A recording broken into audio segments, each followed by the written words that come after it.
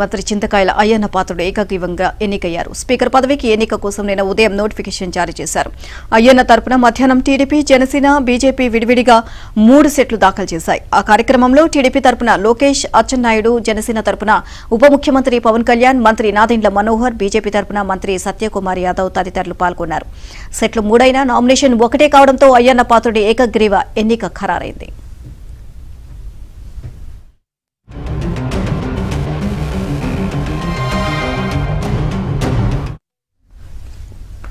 ఇవాళ సభలో అయ్యన్న ఎన్నికను అధికారికంగా ప్రకటిస్తారు. శాసనసభ ఉదయం 10:30కు ప్రారంభం కానుంది. 3 ఎమ్మెల్యేలు నిన్న తమ ప్రమాణ స్వీకారం చేయలేదు. మొదట ఆ 3తో చేయిస్తారు. తర్వాత 11 గంటలకు స్పీకర్ ఎన్నిక జరుగుతుంది.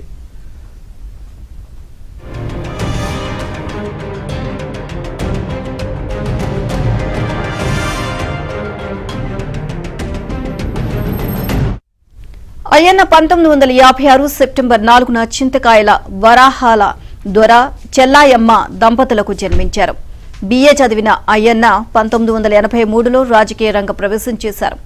అప్పటి నుంచి ఇప్పటి వరకు 10 సార్లు అసెంబ్లీకి, 2 సార్లు పార్లమెంటుకు పోటీ చేశారు. 1983, 1985, 1994, 1999, 2004, 2014, 2024 ఎన్నికల్లో మొత్తం 7 సార్లు అసెంబ్లీకి ఎన్నికయ్యారు. 1996లో లోక్సభ సభ్యుడిగా ఒకసారి గెలిచారు. 5 పర్యాయాలు రాష్ట్ర మంత్రిగా పనిచేశారు.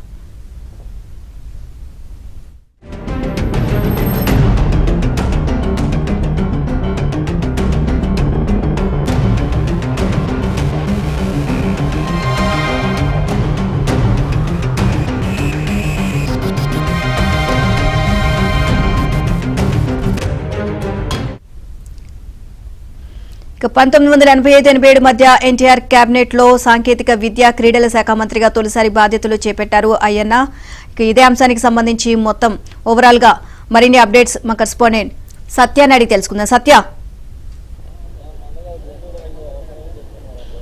అసెంబ్లీ 2వ రోజు ఈ రోజు పలు కీలక నిర్ణయాలు జరగబోతున్నాయి. ముఖ్యంగా అయ్యన్న పాత్రుడు ఏదైతే ఇప్పటికే నామినేషన్ పత్రాలు దాఖలు చేశారో ఆయన ఒక్కనే నామినేషన్లు దాఖలు చేయడంతో ఆయన ఏకగ్రీవంగా ఎన్నికైనట్టుగా ఈరోజు సభలో ప్రకటిస్తారు. ప్రకటించాక ఆయన స్పీకర్ చైర్ వద్దకు ఏదైతే ముఖ్యమంత్రి చంద్రబాబు స్వయంగా తీసుకువెళ్లడం అనేది సాంప్రదాయం. ఆయన తీసుకువెళ్లి అక్కడ కూర్చోబెడతారు. సాధారణంగా ప్రతిపక్ష నేత కూడా ఈ సందర్భంగా ఉండడం అనేది ఆనవాయితీ. మరి ఈరోజు ఆ సంప్రదాయాలకు తిలోదకాలు ఇస్తూ ప్రతిపక్ష నేత జగన్ ఈరోజు సభకు హాజరు కావడం లేదా ఆయన పులివెందులు వెళ్తున్నారని మనకు అందుతున్న సమాచారాన్ని బట్టి తెలుస్తోంది.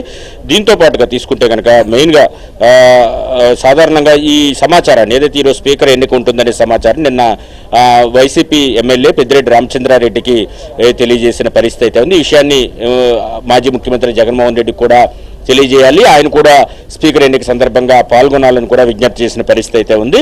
అయితే సీఎం చంద్రబాబు ఆదేశాల మేరకే ఈ సాంప్రదాయాలను కూడా పాటించాలి, మొత్తం అసెంబ్లీలో సాంప్రదాయాలకు ఏమీ లోటు లేకుండా చూడాలని చెప్పిన నేపథ్యంలో శాసనసభ వ్యవహారాల శాఖ మంత్రి పయ్యావుల కేశవ్ స్వయంగా వెళ్లి పెద్దిరెడ్డి రామచంద్రారెడ్డికి విషయాన్ని తెలియజేశారు. స్పీకర్ ఎన్నికలో ముఖ్యమంత్రితో పాటు వైసీపీ సభ్యులందరూ కూడా పాల్గొనాలని కోరిన పరిస్థితి అయితే ఉంది.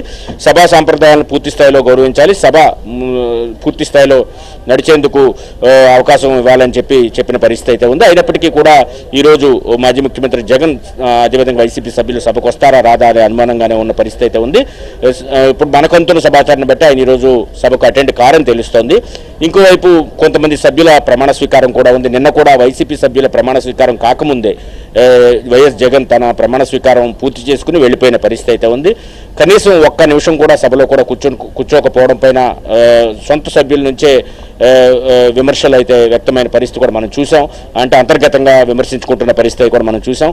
మరోవైపు ఈ సభ ప్రారంభమైన తర్వాత ఎవరైతే నిన్న మిగిలిపోయారో సభ్యులు 3 సభ్యులు ఎవరైతే ఉన్నారో వారి 3తో కూడా ఈరోజు ప్రమాణం చేయిస్తారు. ప్రోటెంట్ స్పీకర్ ప్రమాణం చేయించిన తర్వాత బుచ్చి చౌదరి ప్రమాణం చేయించిన తర్వాత గోరెట్ల బుచ్చి చౌదరి తర్వాత స్పీకర్ ఎన్నికకి సంబంధించి అనౌన్స్మెంట్ ఉంటుంది. తర్వాత అయ్యన్న పాత్రుడును చంద్రబాబు అదేవిధంగా డిప్యూటీ సీఎం కూడా పాల్గొనే అవకాశం ఉంది. ఇద్దరూ తీసుకువెళ్ళి ఆయన సీట్లో కూర్చోబెట్టి